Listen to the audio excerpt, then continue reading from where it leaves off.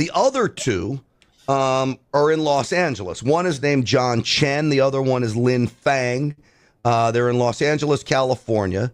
They're known to be PRC agents, according to the DOJ, living on American soil. And again, this plot to target the Falun Gong, and these two are accused of recruiting an IRS agent to go after a Falun Gong nonprofit. And, I guess in the end caused them all kinds of headaches. The only problem is the IRS agent they allegedly tried to bribe happened to be an undercover IRS agent that was basically setting them up for what it was. Any of this surprise you? Well, I think, if we look carefully with these two cases, there are some subtle differences that I think it's worth to looking over or sharing with our audience.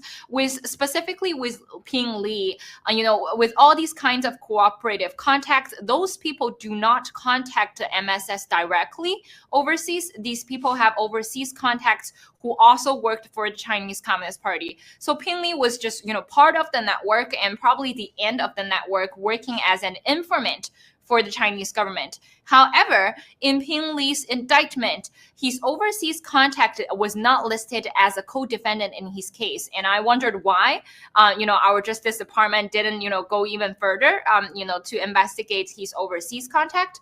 And specifically with the two individuals that you just mentioned, Grant, John Chen and then Lin Fan, the two Los Angeles residents, but, was also, Chinese citizens who worked for Chinese government directly.